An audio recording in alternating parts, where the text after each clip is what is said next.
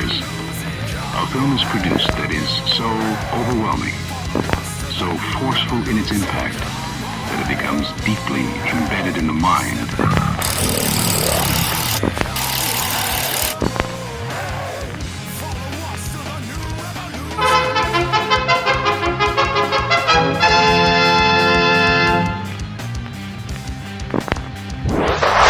Persons under 18 will not be admitted.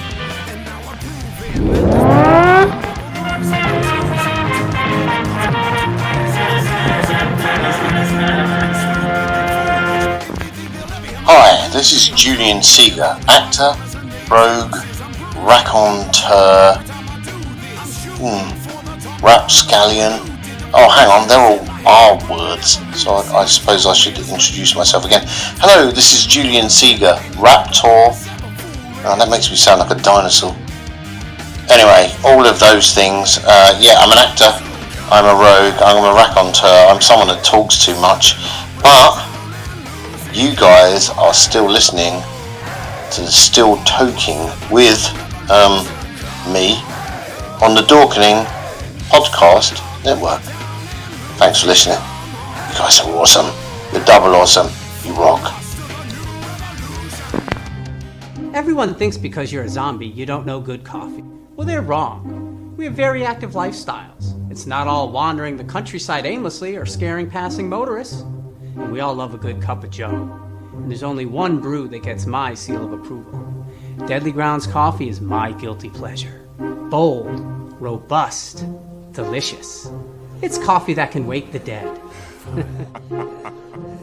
With over a dozen different roasts and flavors, Deadly Grounds can satisfy the most finicky of coffee addicts. The aroma is so intoxicating. It brings all of my neighbors out of the woodwork. Deadly Grounds coffee. Coffee to die for and zombie approved. It's good to get a little deadly.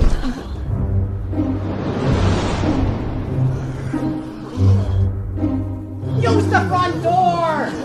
Oh, they're so disgusting. Hey, happy Wednesday, everybody. You're watching Still Toking with. My name is Leo. I'm the monkey behind the keyboard here. We have an awesome show scheduled for you as always. And Benjamin, how's it going? It's going amazingly great. Amazingly great. Yeah, we're going to go with amazingly great. Amazingly great. Why not? Why not?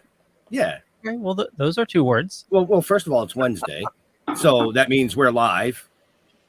And we're running on another new platform tonight, which welcome everybody from the madness side of things. But I'm super stoked to chat with our guest tonight, man. I'm just going to leave it right there. I'm just super stoked to chat with our guest tonight. I'm going to let Jeff butcher his name. Okay, super stoked and amazingly great. Mr. Jeffrey! Hey, how's everybody doing out there? Hey. Happy Wednesday. Hump day. Wednesday's hump day, right? Yeah, Wednesday's hump day. I'm looking forward to this show. I've been, looking this guy up. I couldn't find any crap, though, which kind of sucks. So maybe I'll butcher his name, maybe I won't. But let's bring him in. Julian Seager. Welcome.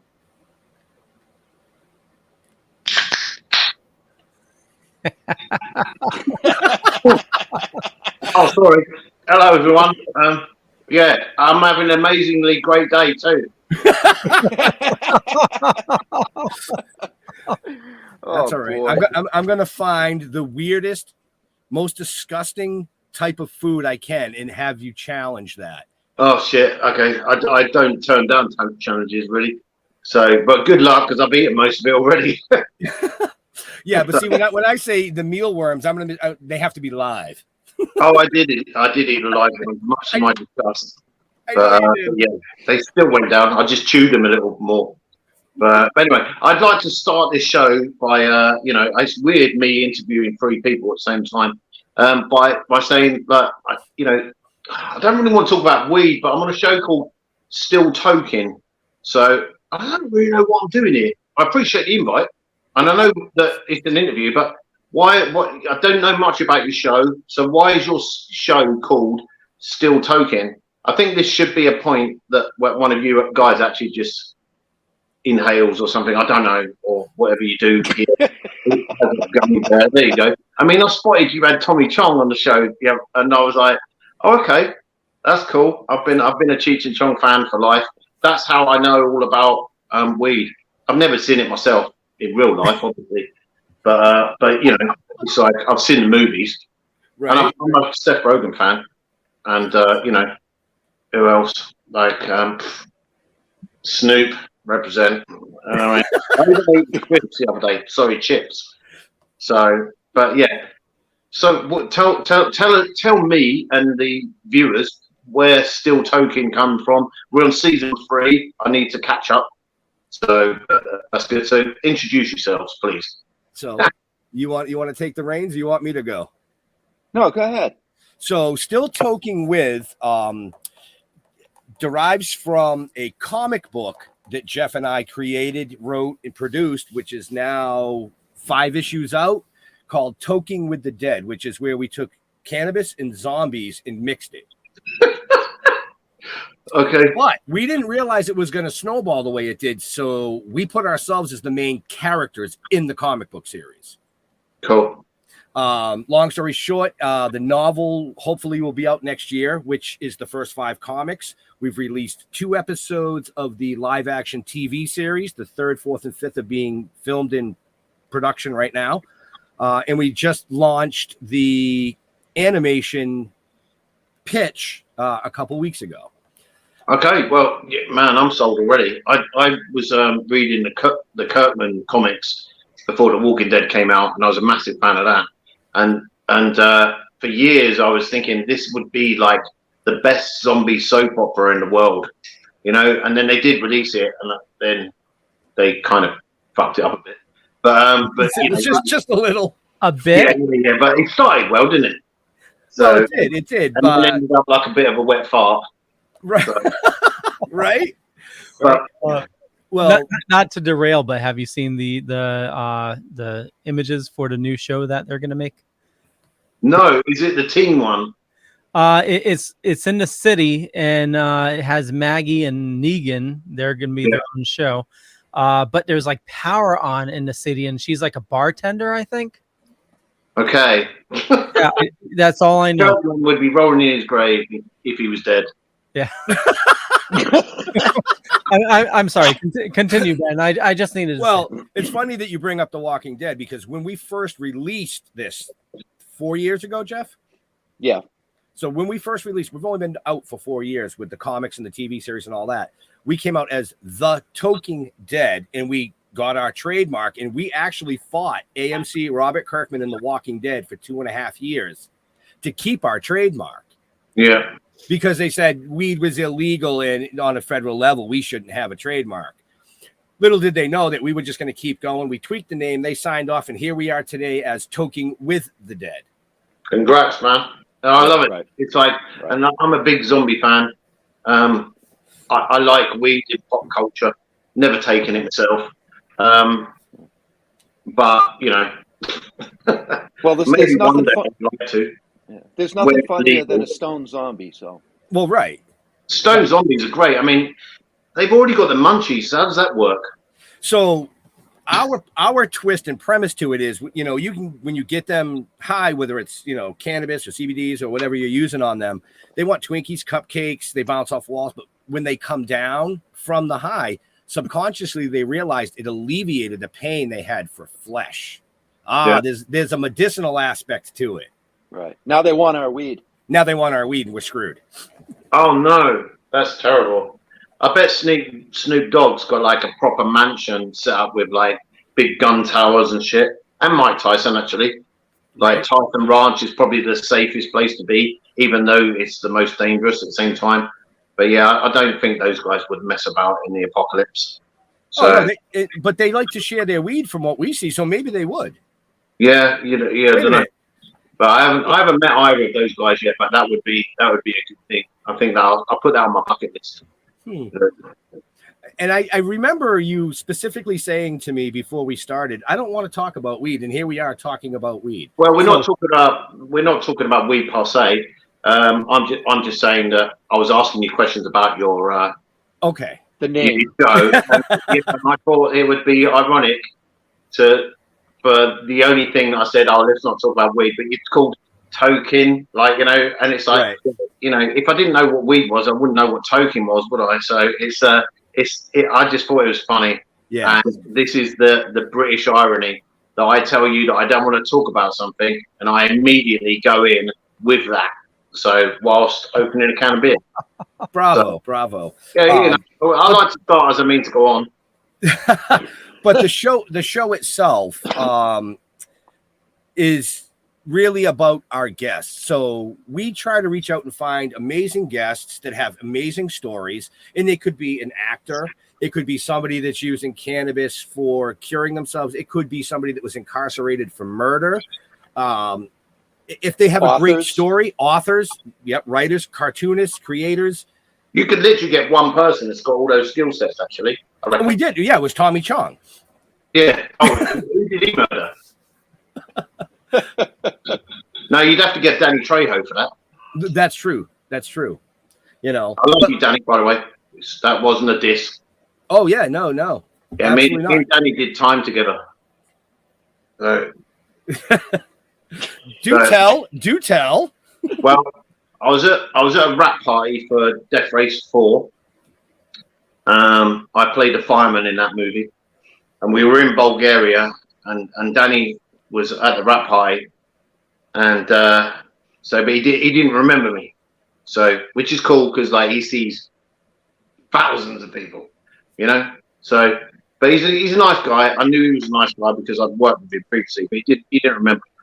So, so we were at the rap party, and I said, "Oh, hi, Danny, nice to see you again." And then, and he kind of just smiled and shook my hand and give me the respectful, you know, back rub or whatever you want to call it. That sounds dodgy. But anyway, we did the half hug thing, you know. Yep. So, and then I was in the half hug, and I leaned in and just whispered. I went, "Hey, Danny, we did time together." And he was like, "What? Where?" And then he was like, "San Quentin?" and I said, "No, it wasn't San Quentin." He was like, "Where, man?" And I was like, "No, you got to guess." And he's like, "Oh, I can't." And he's like looking at me, he's trying to assess my age and stuff like that, because obviously he's not done time for years, like decades. So, and then he said, "Oh, I'll give up." And I says, "Oh, this is an 18 rated show, isn't it? So I can swear." So I said to Danny, "The motherfucking gulag, man." And he was like, "The Muppets?" But I was like, "Yeah, I was one of the prisoners in the Muppets, and I led the prison escape. So we're in the Muppets movie together. So that's really gangster, isn't it?" That's actually really cool. That's really cool. But that's I really don't think there's many people that could actually walk up to Danny Trejo as an actor and say we did time together, and as an actual fact. Right. So it doesn't matter that it was a Muppets prison and that we were in prison with loads of Muppets and stuff. You know, but so that's it. So I told you I had loads of weird stories. They just spin off. That's fucked up, dude. That's beautiful. That's the beauty of our show. It's unscripted, and this is what it's all about. You know. Well, let's face it. Life is unscripted, bro. You know. Right. Absolutely. Unless you don't Johnny Depp. Sorry, I don't know where that came from. I love Johnny Depp too. So. Apparently, a lot of people do, because that whole trial of his turned his, the perception of him totally around. Yeah, I think that Johnny Depp moment fell out of my face because there was a quote where he said that he's fed up with the film industry a few years ago because he speaks more scripted words than he does have conversations, like, you know, normal conversations. And he said he was just I think he was just overworked at the time. And I was just like, wow, I'd have to have a lot of dialogue to do that because I can talk a lot. So, you know. Yeah, you can. I've watched you do your food channel on YouTube, and you're no co-host or host with you. You talk to the camera, and it's like 3.5 hours later, you're still eating worms. I'm like, man. I know, man. It's like it's a cross I have to bear. Like I caught what it's like. What? Yeah. So I'm just looking at Hairy Foodie Girl now, Like, but I suffer from something. I don't know whether Americans even use this terminology, but I suffer from something called verbal diarrhea, which is, is the guy it's right great there. for these kind of things. But like, at least I don't get the bad breath with it, which is good. True. But it's just like, it's just that kind of thing. Well, you got to learn how to let that out the back end before you open your mouth, dude. Yeah, exactly, man. I'm very talented in that area. Now, I hopped on YouTube and I watched a couple of little things, just before the show. But my question is, I really didn't know that nose hairs were that fucking tough. Oh my days! I almost pulled my brain out. The wax challenge. I'm like, what the fuck is this dude doing? That look of fear, right? That look of fear. Well, I don't act on my YouTube channel. I started it in the winter because I was just bored, and I was watching all these YouTube channels about food, and I just thought, do you know what? I could do that. It's like, why am I watching it? I need to watch it and make some. So I had these grandiose ideas that I could do the food challenges and stuff, where I could eat like the big amounts because I love my food, but obviously otherwise I wouldn't have a YouTube food channel. And but then I realized that I can speed eat, so I can eat fast, and I've eaten a couple of the big names, but I can't. When I watch the bulk stuff, I mean, just generally eating a lunch out in America for me is a food challenge. So let alone doing a food challenge, it's like your portions are so massive anyway. And I thought, no, for my health and stuff, that's not going to be good for me. So I still wanted to carry on. So I started mucking about with different formats of food reviews and stuff and so I went with the gross foods and stuff like that. So, and the hot foods because I like my spice. But yeah, so I don't know whether I'm the only person on the planet to do it. I'm sure someone has been as stupid as me. But there's a thing called the Death Nut 3 challenge by, what's his name? The guy that, Johnny Scoville set it up. So it's a Death Nut 3 challenge, and it is 16 million Scovilles is the hottest nuts in the packet. And I think there were six nuts, not nuts, like 6 packets of nuts that you had to do to get to this really, really hot one. And so I decided that because Foodie Girl did I'm pointing that way, she's over there.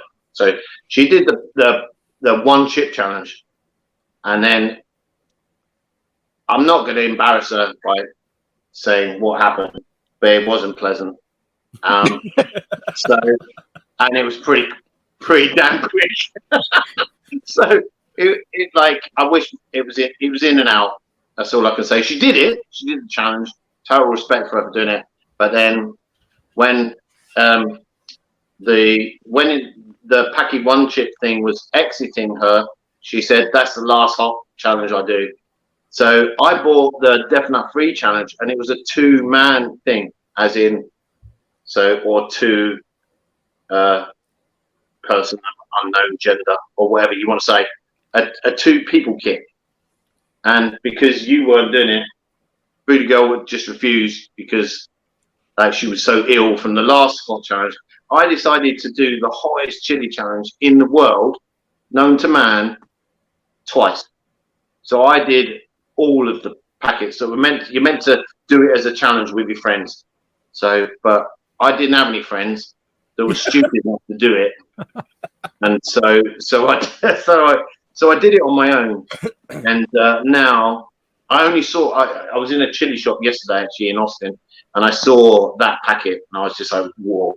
So I don't do peanuts anymore because a corn chip that's really hot is digestible or throw-upable, easy, or whatever else able. But nuts, especially when you do I mean, there were over 100 of these nuts in the entire packet. There were like 25 in each flavor, I reckon. it was insane when we added up, and 16 million Scovilles.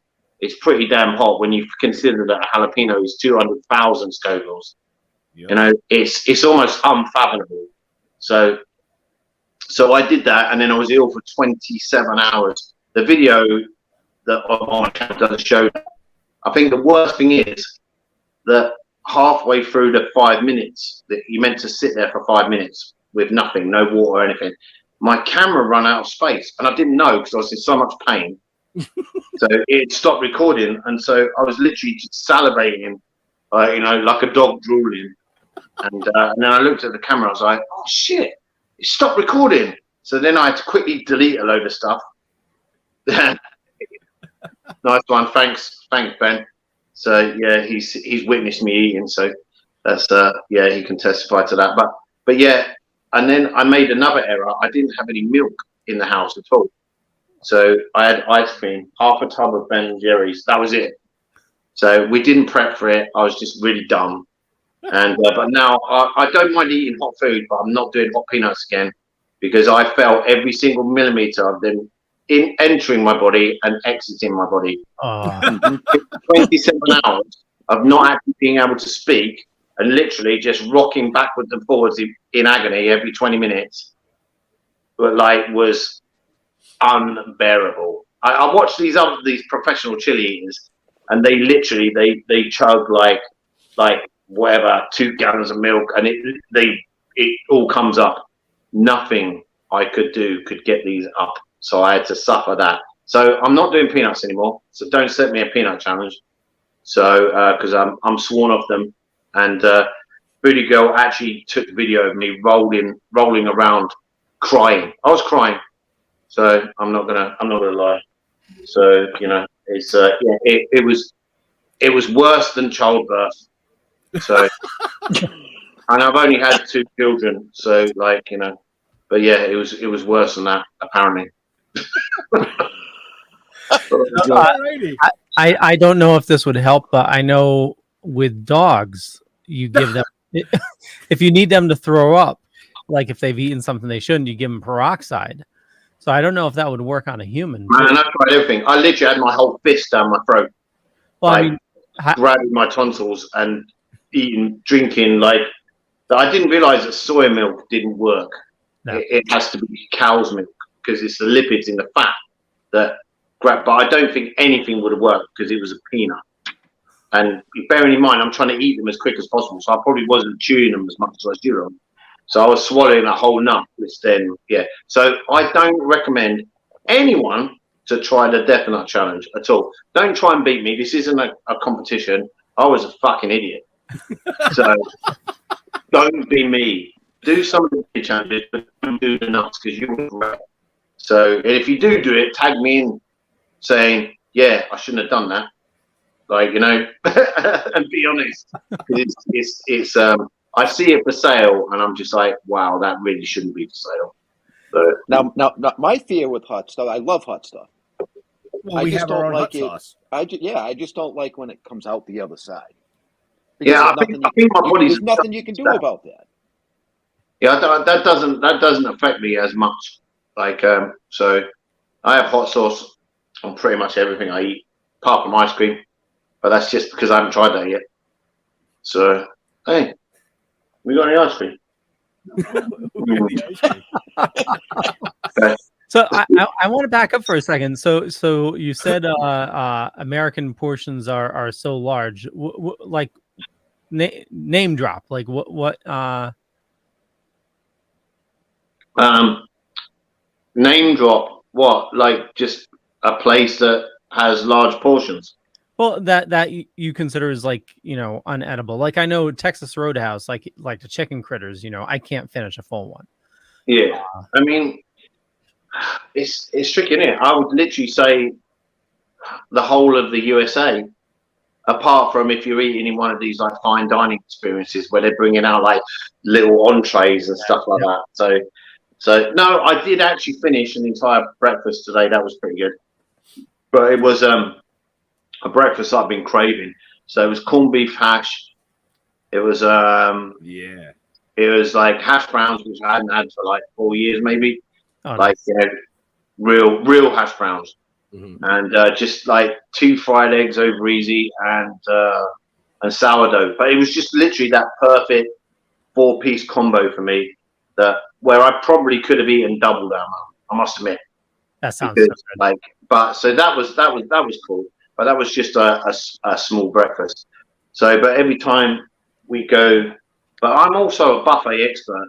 So we're trying to eat healthy. But so we found a couple of places locally that do, salad buffets and stuff. And when I said that I was craving salad, I think it was yesterday or the day before, a friend of mine over here was like, craving salad?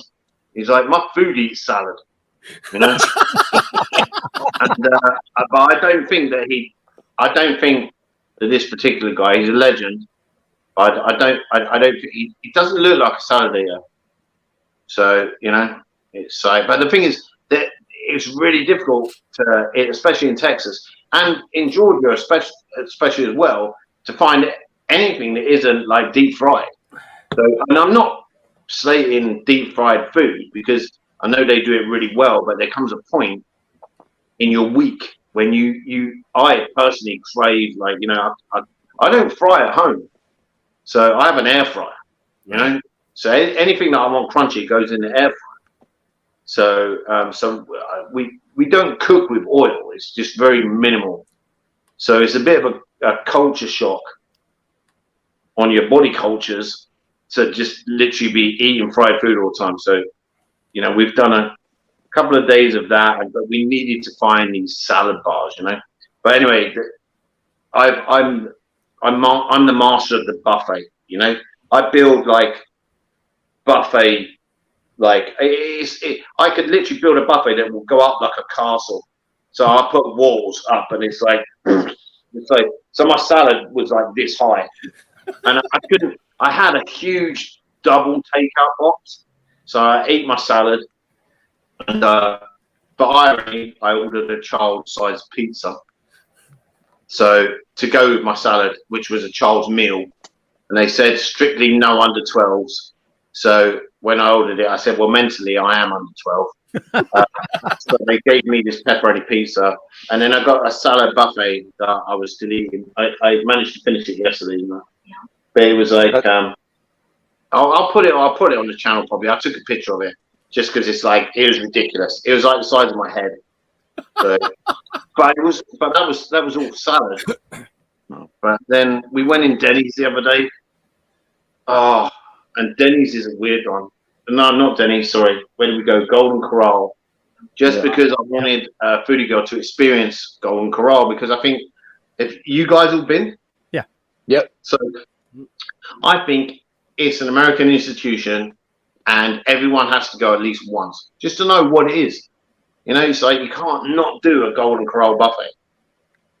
But I realised after, you know, because I've been coming over to the States since the 90s, I realised that with the Golden Corral buffets, I love the fact that we haven't talked about movies or anything yet. It's, the Golden Corral buffets, you spend, if you go round and you get a plate of food, you just basically, on that first plate, it's like a reconnaissance mission.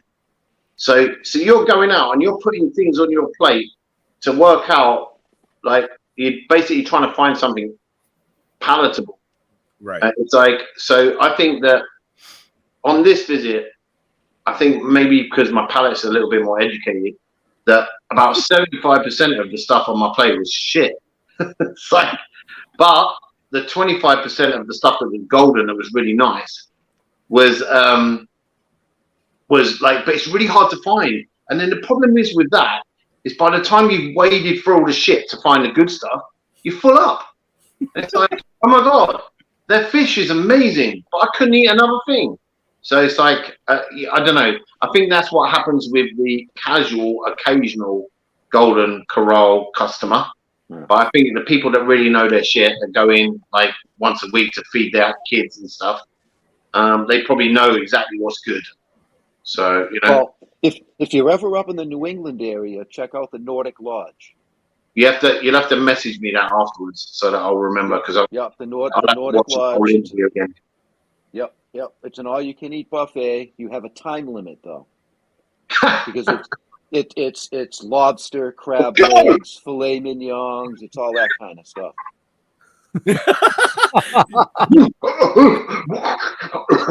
Okay.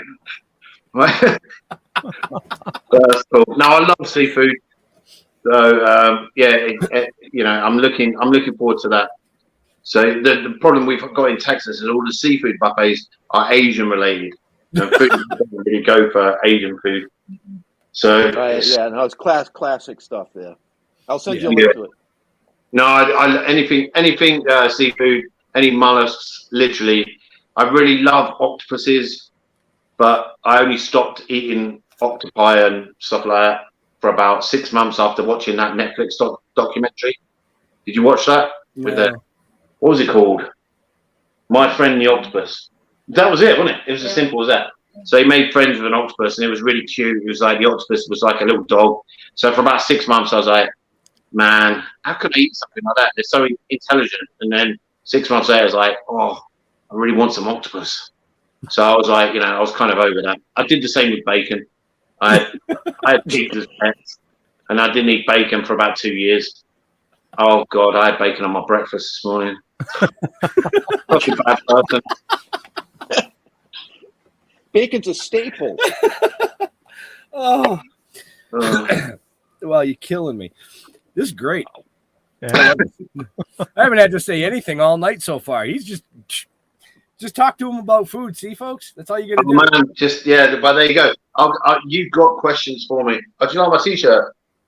Boba Fett. Oh, nice. So, There you go. I was just about to give you a question, but then I popped it because I looked at my T-shirt in the morning. I was like, yeah, I like this. But Boba Fett was my favorite character in Star Wars from when I was a kid. And then as an adult, I ended up being friends with Jerry Bullock, who played Boba Fett, because of doing Comic-Cons and stuff like that. Right. So I ended up becoming friends with him and his wife, Maureen. And what a guy. He's amazing. So he passed 18 months ago now. Mm-hmm. So, and the first thing I did is I went out and bought a really nice picture of Boba Fett, put it on my wall in my house. So, but yeah, this guy was a legend, and he's still my favorite Star Wars character. So I bought this when I was in the States. It's the only T-shirt I bought so far. Yeah, so it was this one. So that's what I'm wearing it for Jeremy, because I noticed also when I got a friend's request from you, I think it was you, Jeff. Yeah. In the background, there was a picture of you guys at a Comic-Con, and right in the center is my friend Spencer. Yep. Right. Spencer Wilding. So I didn't even know you guys did Comic-Con and stuff. So yeah. Yep. Yes. Before I forget, I also work as a voice actor. So yes, you do. Yes. Yeah, we didn't get it. We haven't gotten into that yet. Because I'm at that point where stuff like I would want to do that show just because it sounds awesome. It's like it's right up my alley. So right. And I hope that translates well. Oh yeah. Because there's some things that don't translate well. I didn't know whether that phrase would translate well into American. Right up my alley. It could be misconstrued. It's like when you're English and you smoke cigarettes and you come over to the States and you're in California and you say to someone, oh, that's smoking and you haven't got cigarettes, oh, do you mind if I bum a fag? So some things just don't translate. Right, right. So you don't say bum a fag in the US. No, to bum in England is to like have or steal or just be cheeky, and a fag is a cigarette. Yes. So so I only ever said, "Can I bum a fag?" once in the States. Yeah. Anyway, but that's another story. And I know this is 18 rated, but yeah. That's another story. Anyway, so I don't have to bum fags. So it's great. So, but speaking of filming and Spencer and friends and Comic-Cons, how did you land a role on Vikings Valhalla? by working my fucking ass off. Not bumming fags, but I hope not. no,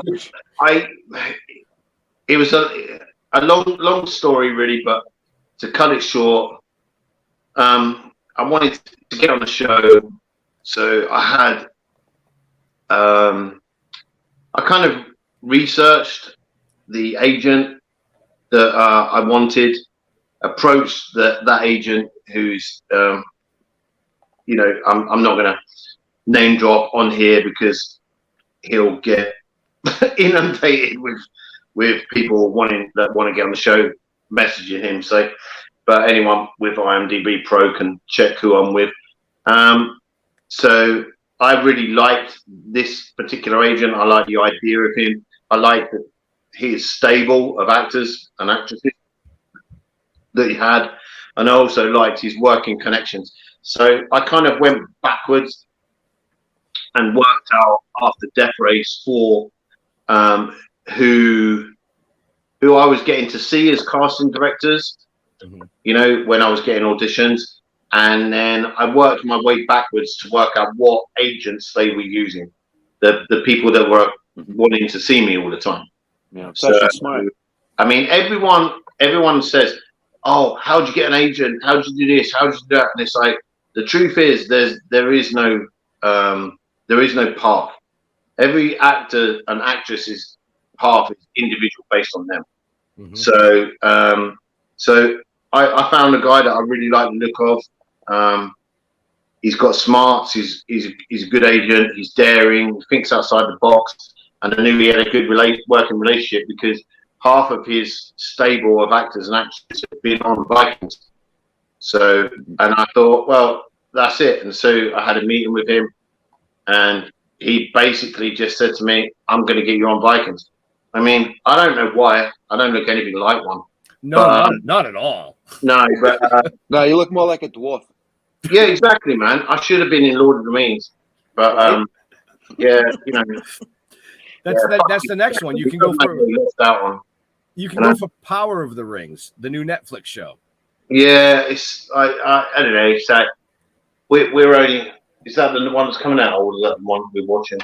No, we watched 4 episodes.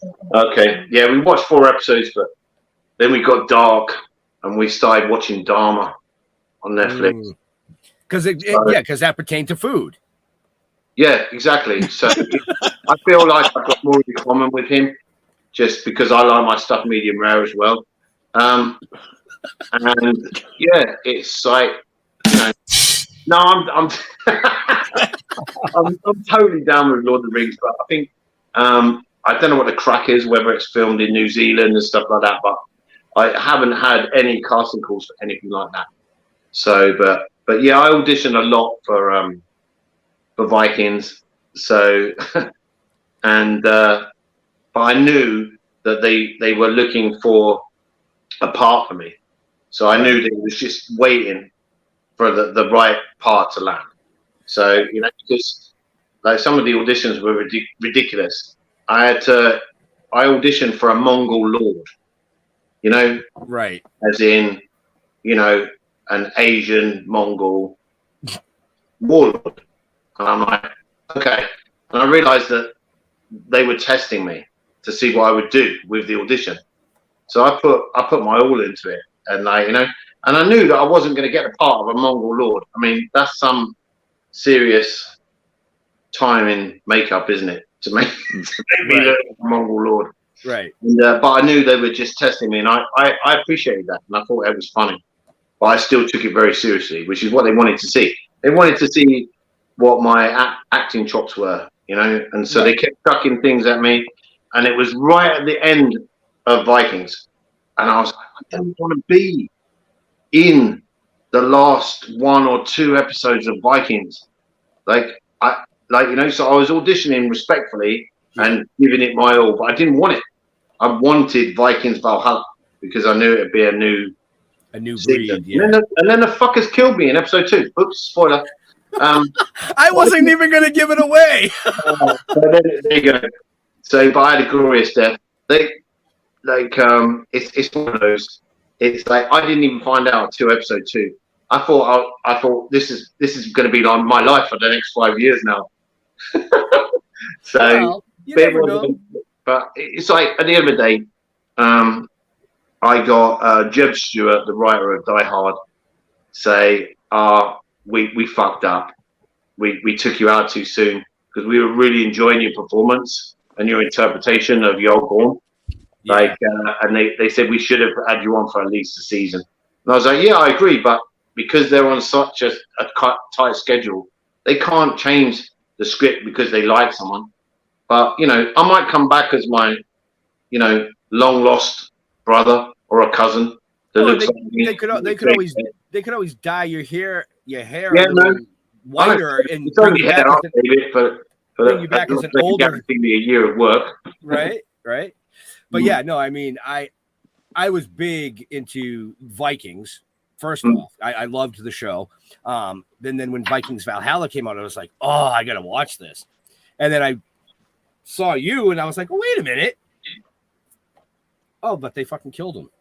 It's the problem is when you pick an argument with the lead actor, you're going to lose.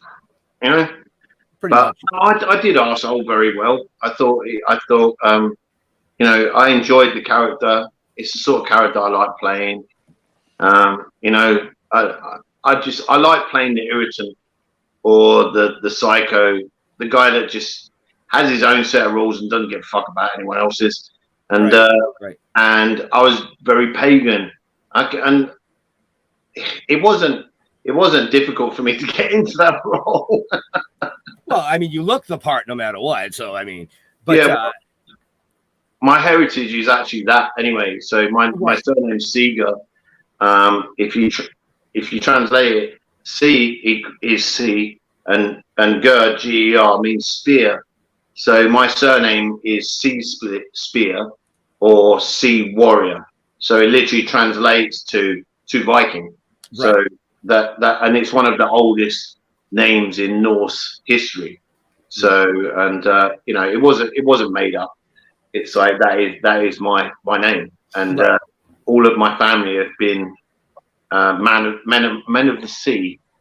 So in the Navy and stuff like that, for going back generations, literally generation on generation on generation. But Vikings was cool because I was literally in Kattegat, in the halls of Kattegat. Like I think I was the first person I was the first person to name Ragnar Lothbrok in Vikings Valhalla as well, because I mentioned his name, that these are all of our ancestors, and Ragnar Lothbrok, because I'm the pagan one. I don't know where these Christian Vikings come from or what. I mean, it didn't really work out too well for him, did it? Let's face it. Well, no, you took him out and he took you out. Yeah, I mean, yeah. But you both got X'd off the show. Yeah, shit happens, doesn't it? So, but there you go. It's funny. The actor didn't like me because he knew I was due to kill him, and I'm like, hang on a minute, we're actors, right? Oh, it's really funny when people get when they get possessive of the character, because you can't.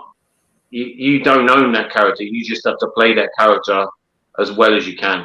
Right. And I remember going back over a decade now, thinking, I've never been killed in a movie yet. And then I ended up getting killed about 14 times in one day. And I was just like, oh, I'm over that. It's like, and then I've been the guy that I always, like in a role like that, I always get somebody, but then I always get got in the end. So, right. I think I survived Impenitent because they were still hunting me down as a war criminal. Right. Yeah, we were going to bring up Penitent amongst a ton of other things. We'll get into Penitent in a second because that has just been released on Blu-ray. Yeah, and that is also on Amazon Prime as well. Amazon Prime in the States. Leo's looking for the trailer. Yep, Leo's looking for the trailer. The trailer's out there somewhere, Leo.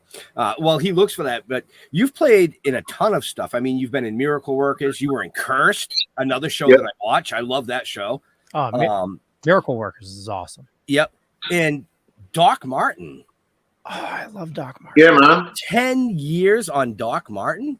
Yeah, and like I missed that. I think you know what they've said it's the last season. This season, I didn't get on it. So I was talking to the director, and he was like, "Oh, we've got to get you in because it's the last season." And then the role didn't come up to fit me, so I missed out on that one. But they've been saying it's the last season for the last 8 years. Yep. So it wouldn't surprise me if in 2 years I get a phone call saying, "Oh, do you want to come back on Doc Martin?" I'm like, "Well, I thought you finished, but yeah, of course I'll come back." It's right. It's a lot of fun.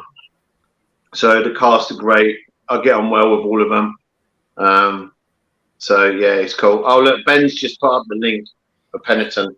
Yep. So he's a good lad, Ben. There you go. So there's the link right there in the chat. Yeah. I saw the private chat that you guys had a couple days ago when you announced being on the show, and he said, "Do you want me to sit in with you?" Yeah, that's cool. Yeah, no, he's a good lad, and also my mate Robbie's in here as well. So right. they're probably the only two people in here watching from my side, and I. So everyone say hello and introduce yourself in the chat. I see some other people in here. There's always people in there. Just a lot of people just sit quiet. They don't type. They don't chat. They don't do anything. Yeah, there's a lot of people watching. A lot of comments, and I know there's a lot of comments coming in from other sides that we don't see, because that's not one of the major platforms. So what happens with the video afterwards? Does it go on YouTube? Oh yeah, this is on YouTube. It's on multiple YouTube channels, multiple Facebook channels. A ton of it'll also be broadcasting. Archived. It'll be archived on our website after tonight. It'll also be on IMDb tomorrow. Cool. So, yeah. So you got an IMDb credit from us. Oh well, that's cool. Everyone loves an IMDb credit. This right? can make up for all the ones I deleted last week. Yes, exactly. Oh dear. IMDb is like I'm a dead body, right? Yes. Yeah, it can be. That's a dating site though. That might be something that you want to erase from your history. But IMDb is the Internet Movie Database, so it's like it's not I'm a dead body. That's the Jeffrey Dahmer dating site. Did you find that trailer, Leo? Yes, but you can't just snap a finger and put it in. I'm just asking a question, man. I'm working on it. I see it. I can see it in the glasses. It's. I can see everything going. So tell us a little bit about Penitent while we wait for Leo to find the trailer and get it ready. Penitent was a really long time coming because it was an independent movie that we all did for love and not money, and it was just. But the thing is, it's got a really powerful message. So it was written by Martin Webster, who was like he was a Serbian soldier in Iraq. He has his own personal story as well, and there's another. Can you look up the Martin Webster documentary that he wrote as well? Because he was, man, I could talk about this for hours. We literally could do a thing about it, but trying to get it down in a nutshell is that mine, was a frontline soldier in Iraq. You know, numerous tours and saw and did things that we as human beings aren't really programmed to do unless you have been a frontline soldier. You know, so. But mine was also part of the documentary that's also on Amazon, Diary of a Disgraced Soldier. And so he was removed from the army and then, basically hauled over the coals, went to, a military court and stuff like that, just for videoing. An Iraqi teenager getting the crap kicked out of him, but the story and laughing. But what the thing is, what people don't realize is if you're a frontline soldier and you've been in a war zone for weeks and weeks and months, that's it. Thank you. Diary of a Disgraced Soldier. That you know, it changes your mindset. You're on high alert all the time, and you're so used to people around you getting killed, you know, and you retaliating against that. I think the story that the unheard story from that side of it was that they were trying to hold a bridge, and they kept sending civilians across the bridge in like a riot. So the British soldiers weren't firing into the civilians, but then what the terrorists would do, they would hand these teenagers grenades, so, and Molotovs and stuff like that. So from you know, that kind of rioting scene, like, you know, there was almost like a demonstration and a show of, like, you know, solidarity and whatever. The you know, the guys that were there with riot shields are all of a sudden facing Molotovs and hand grenades and stuff like that, and people were killed. So when they found one of the teenagers that they knew had been throwing grenades, and, like, you know, he basically got taken out and he was beaten up, and Martin was the guy that recorded it, and they all knew what they were doing. They knew that, you know, and he got what discharged from the army for that, and then came home not only with PTSD because of what I'd witnessed, but also with a sense of shame, because at the end of the day, he's just doing his job, you know. So he wasn't the one beating him up, but the kid had been throwing grenades, and it's one of those moments where, you know, tensions are really high, and, you know, when you look at what's going on in the world at the moment, it's you know, in the grand scheme of things, like, a kid got beaten up. You know, there wasn't missiles being fired from one country to another and everything else, and all he did was make a video. And it's like, so he went on to then try and fight out against that. But then he said he was done with camouflage. I met Martin on another movie over a decade ago, and ironically, he was dressed in camouflage. He was playing part of the zombies. We were doing fight scenes and stuff like that. And so he seemed like a really good lad, and that was where we met, on something called Eve, which is actually on YouTube because it never got released on TV.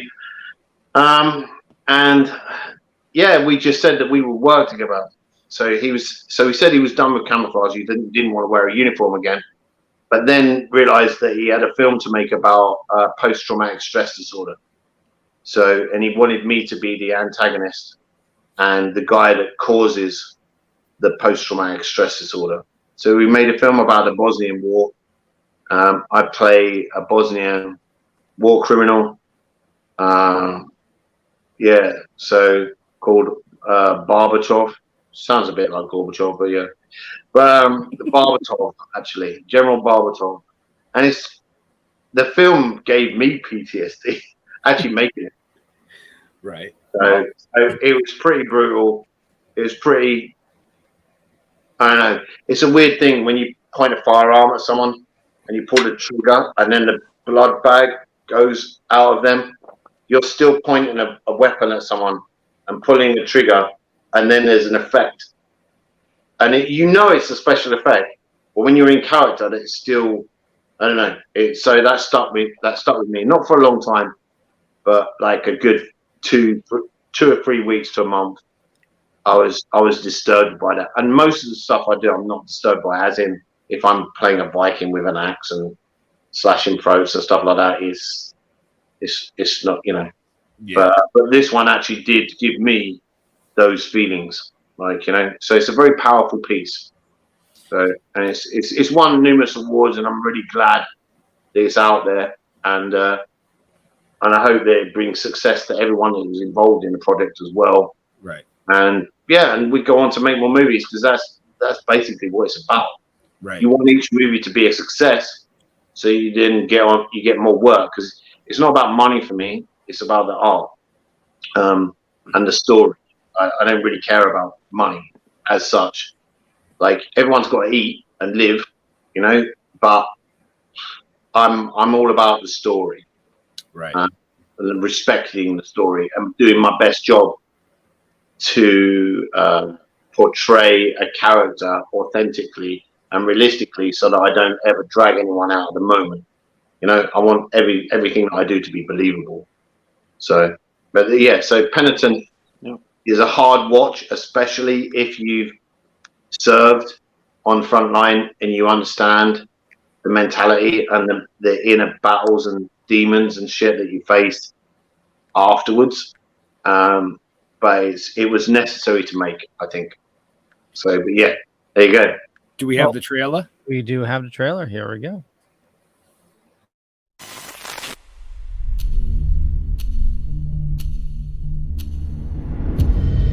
How can I help you today, Mr. Kelly? There's nothing really wrong. I'm just not sleeping very well. I could do with some tablets to help. Can you tell me how you feel, please? I just need something that can help me sleep.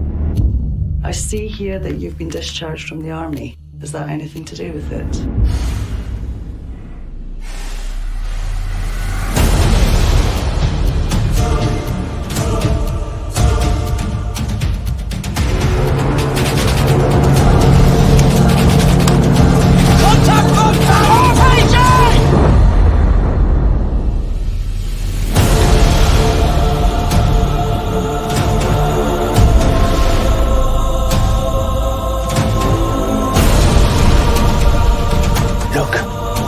War is the most despicable human condition ever created. Whatever you did at war stays with you forever. You did it to survive. And you did whatever you thought was right at the time. And no civilian will ever understand what you did or what you saw there.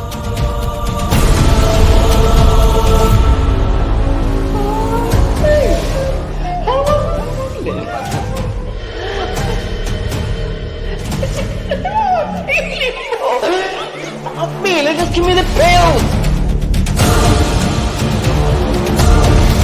We knew the risks. We knew why we've signed up. Get a grip, take responsibility. Stop feeling sorry for yourself.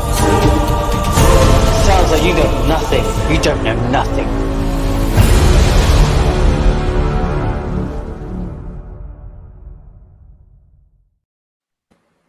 Wow. Yeah. There you go. Right. Wow. So intense. Yeah, it is intense. And it's like we had like at the premiere, we had the boss, the ex-boss of the Navy at the premiere, didn't we? It was like so like the boss of the entire Navy was at the film premiere. And then like, you know, that's someone that I never expected to meet. You know, and like, but we've had so much positive feedback from serving frontline soldiers and military and, you know, naval, air force, anyone that's worn a uniform and has been involved in war, you know, just say that we've done a respectful job. And even to the sound of the gunfire.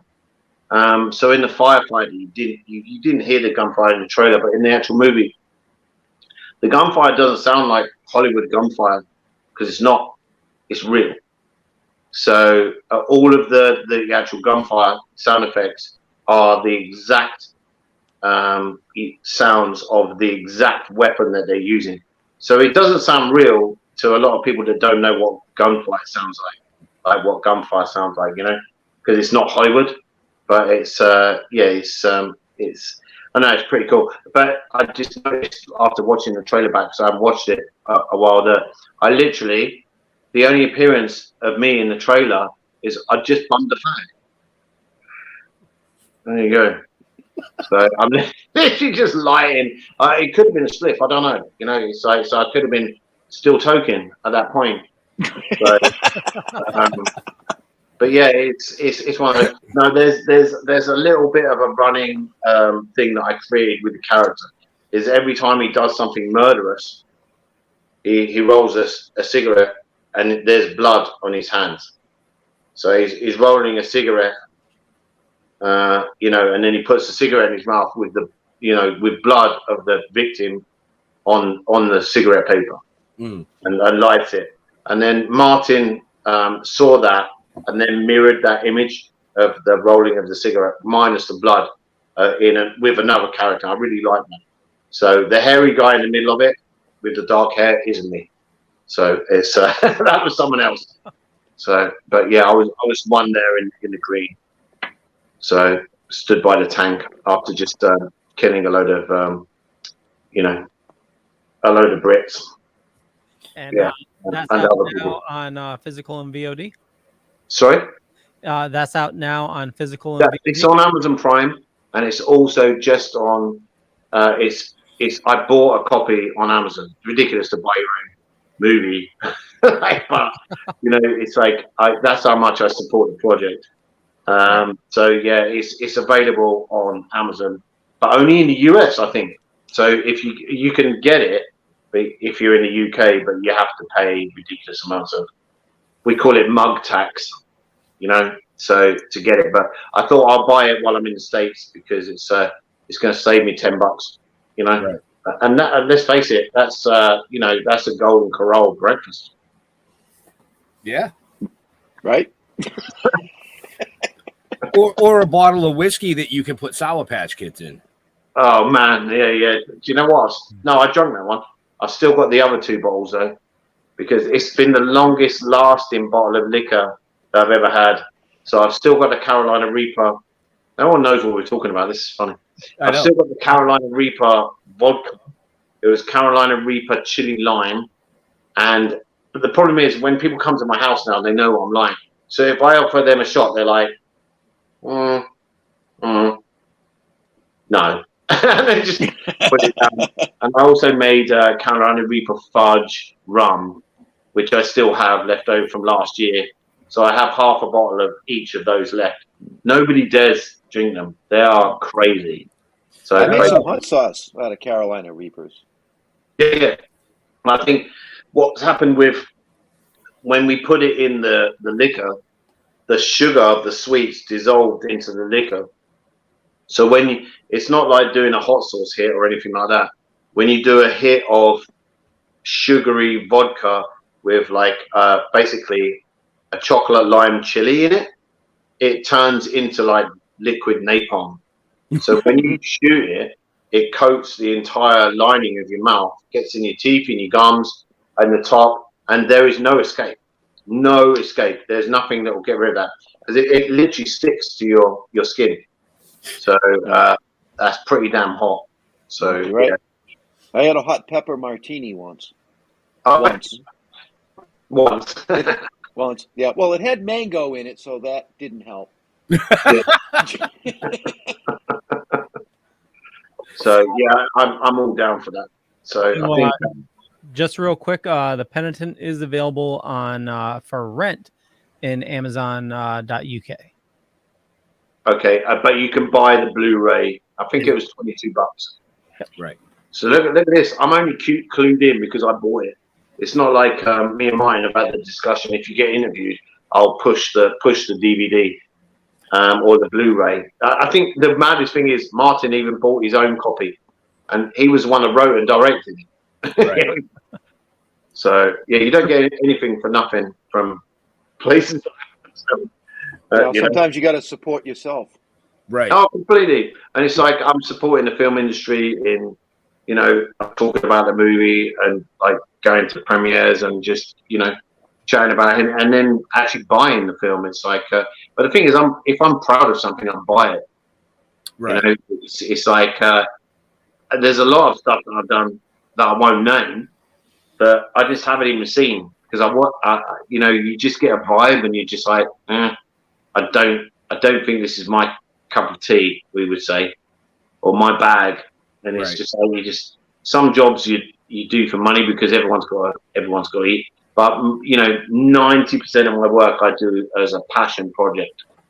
It's because I really believe in it. So I wanted to. Yeah, go on. I wanted to ask you. You do appearances. Do you have a schedule in the States of places you're going to be appearing at cons or? No, man. I literally came over just to chill and see some friends and stuff like that. But if you want to hook me up, I'm ready. Life is an adventure, so I didn't really come over with that in mind. But yeah, I'm up for any kind of Comic Cons and stuff like that. Because I like visiting different places that I would never have visited, and the USA is freaking huge, man. Right. It's like you only realize when you get in a car and try and drive across it. It's like, you know, like we're looking at booking, like, you know, like those what are those dodgy motels called? You know, the Norman Bates motels and stuff. You know, Oh, Super 8, Motel yeah, 6. we'll stay in one of them. yeah, So, Super 8, yeah. Motel 6. Yeah, they're all the same. The ones with the sticky floors. Yeah, exactly. You just drive past and you just think, how many people have been murdered in there? You know, it's just. But that's just why I've watched too many documentaries. Yeah. So we've got about 5 minutes left for everybody that's watching. So if you have a question, now's the time, because otherwise, I mean, you snooze, you lose. I mean, it's just that simple. Because Leo has another show tonight, I know. I do. So everybody watching, we're going to be doing another live stream at 9 p.m. for the Dorkening, and I'm sure there'll be a lot of good nerdy, dorky stuff to chat about. We'll have some fun. I was just going to say, you know, you guys should do a crossover with Julian and his food channel. You know, maybe send him some edibles. You know. Well, like Seth Rogen edibles. Yeah. I mean, that depends on what state I'm in, as in what US state I'm in. Plus, I want to work for Marvel and Disney again at some point. So maybe I don't know. That would be a weird. Like, I'd have to check with my agent. I'd probably say no. What the fuck are you thinking? No, but at minimum, we're going to get you a bottle of our hot sauce. Oh man, that would be awesome. So I'll put that on the channel. So yeah, you'll respect thanks, mate. He doesn't. You don't know me anything, man. You're just good at being you. So yeah. But I mean, everything I've seen, you are an amazing person. You have an amazing career and an amazing career ahead of you. But yeah, the food channel is definitely, for all our people watching, on our people and our fans, it's in the show notes up above or down below, depending on where you're watching or listening to us. As long as Ben remembered to put them in there. I put them in there. Right. It's easy. I'm hairy foodie guy. That's it. It's the hairy food guy. I'm not a celebrity on YouTube yet, which is quite amusing. I just expected to start a YouTube channel and then just that be it, blow up within 2 or 3 months or whatever. But it's it's quite a lot of hard work. So it's fun in the winter, but all I do with it really is piss off my girlfriend by wanting to film everything I eat. You know, with it, and she's. Well, there could be worse things. Put the camera down there. There could be worse things you're asking her to film. So if it's the food, I think she. Well, I was just gonna say, you know, I mean, earlier he said he gave up the hot spicy nuts. So I'm on a mission to find some hairy nuts for his hairy food channel. Hairy nuts. So, well, I've seen camel balls, and I've eaten mountain oysters. So you guys are going to have to go, you know, far to, you know, to see D's. Right. And who knows, man? We'll talk. Maybe you'll see Hairy Food Guy running on the network at some point. Yeah. Man, I'll be up for that. And get me on one of your shows. Like, I really want to do a voice for one of your shows. If you end up doing a live action thing. We have a live action and we have a cartoon. I love the zombie genre and always have. So I met George Romero. He's a one of my earliest influences.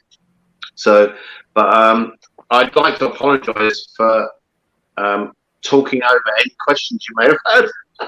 No. Oh no, man, you're good. No need to apologize. I mean, we got the questions in the target points that we wanted, which was Vikings Valhalla, being on multiple shows, Curse Doc Martin, waxing nostrils, waxing your nostrils. Yeah, you know, eating, mealworms that are still, as you say, viggling. That being said, don't ever wax your balls. That hurts like fucking. No, I'll unless it's for a movie. So Ben, I didn't Well, see shit, you were a Doc Martin fan. You don't know a lot about me. So zombies. I watch zombies. some really, really weird stuff. Who doesn't? So You gotta watch no, I weird mean, stuff. Is this a confessional moment? just a little bit. There we go. The confession is over. Yeah, but Doc No, Martin. you have the floor. I'm interested. No. What am I No, watching? and thank right you, now? Leo. I want to thank Leo for putting Wrong Turn, the new one, up on. I watched that today. Oh, you're welcome. You're welcome. Oh yeah, Pluther. thank you for putting up. Yeah, Pluther. I said Pluther. What did you think I said? No, somebody said something else. I said I have an itch. So I'm going to give you guys something to keep an eye out on that is going to be in production next year. There's a horror film that's the Sizzler trailer will be released next year, and it's called Moon Eyes, and it's set in 1829, and it's about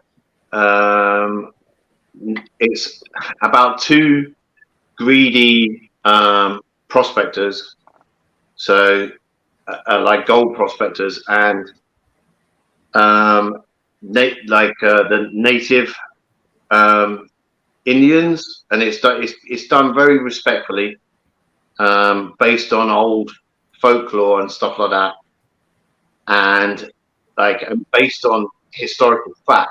So it's really exciting for me, have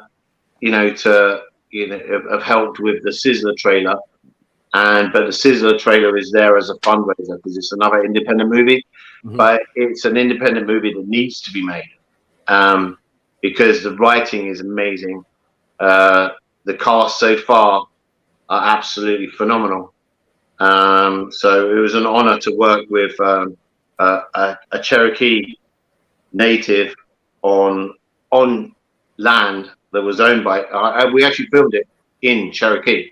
So he gave me this bandana. So this is the actual Cherokee colors. So I'm wearing that with pride.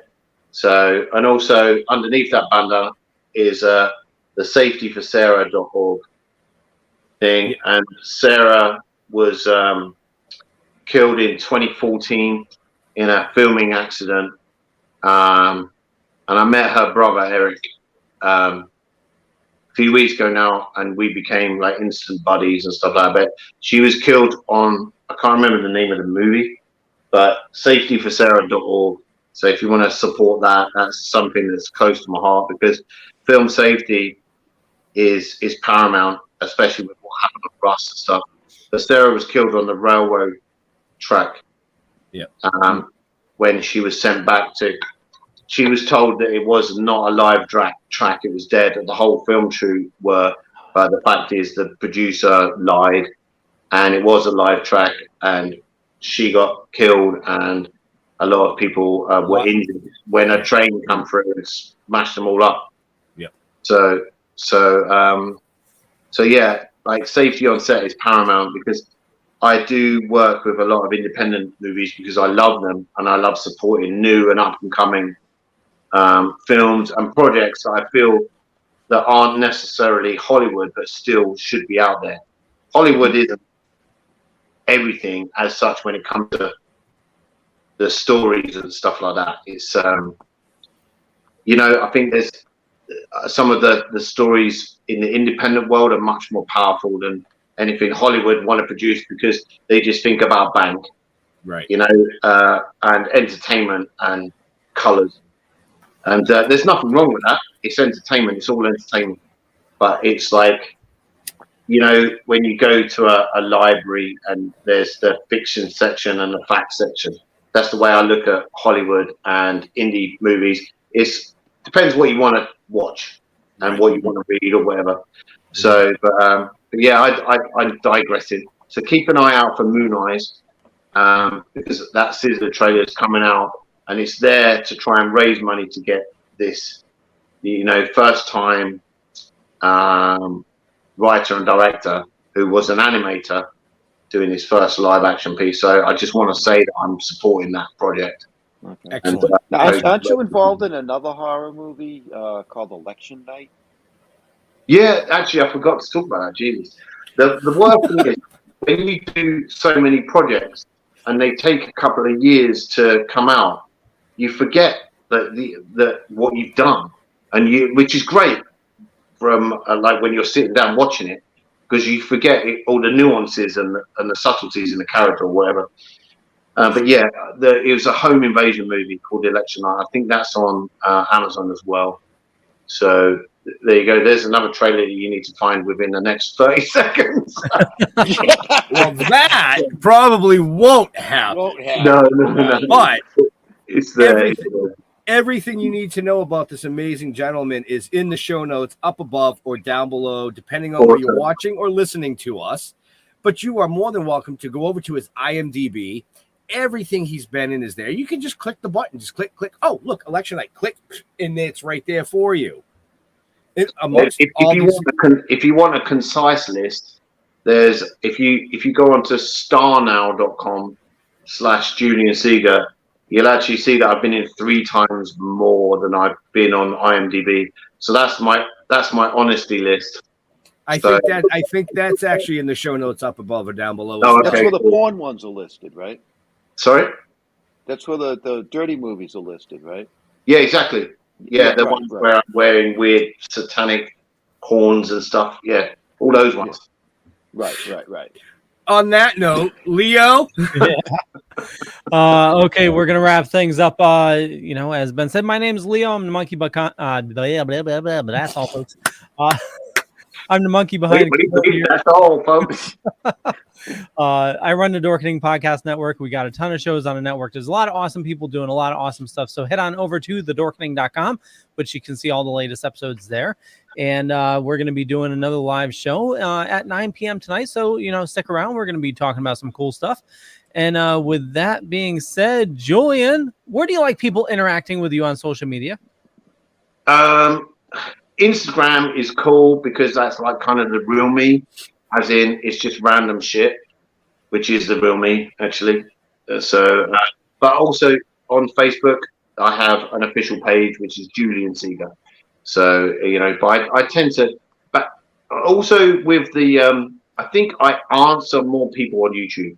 So if you want to follow me on YouTube, I pretty much answer every remark on the channel because it's a fairly new thing for me. So that's Hairy Foodie Guy. So yeah. So if you're talking to me on some of the other channels, you might get a moderator with a polite answer. But Foodie Guy is all me, much to my shame. Awesome, Jeffrey. Well, you did say Hairy Foodie Guy, not Fruity Guy, right? No, yeah, it's foodie, not fruity. Right, okay. I don't eat much fruit. As far as us, stilltoken.com or Facebook, Token with the Dead. I'm old as dust, so I don't do the Instagram and stuff. Ben will take care of that, though, if you want to follow us on Instagram. And I think there's a Twitter and there's all kinds of shit. But stilltoken.com, all our links will be right there. I want to thank Julian for joining us tonight. It was a pleasure and an honor. Thank you very much. No problem, man. Maybe I can come back and actually answer questions next time. Listen, Jeff. Oh, you only get one shot, dude. Jeff, you can kiss his ass all you want, but if he kills you, you're still not going to Valhalla. So, sorry. Actually, if you want to do some voiceover stuff, we do little skits every now and then on one of our comic shows. Man, I 100% do. It's so easy. I love my voiceover stuff. As in, it's so much easier than driving somewhere, getting in a costume, doing stunt rehearsals and stuff like that. And, I can just record most of them on my phone. So yeah, I'm down with that. What Julian can do is just put me on a boat, light me on fire, and push me out to sea. Yeah, that was planned for the actual show, but that scene got cut. So that was actually planned. It actually ended up on the editing room floor. Yeah, it did. So Leo's most of my career. When Leo closes out the show, Julian, just hang tight. Don't disappear on us. No problem, man. So we're going to go backstage. But yeah, so like Jeff said, stilltoking.com. You can find out everything you need to know about us. You can rewatch this show, all our past shows there. Yeah, I mean, it was amazing having Julian here. One of my favorite shows so far in 3 years, most definitely. Boom. To all our veterans and first responders, we want to thank you for doing what you do so people like us can do what we do. Stay safe. We're out of here. We'll see you next week. Bye.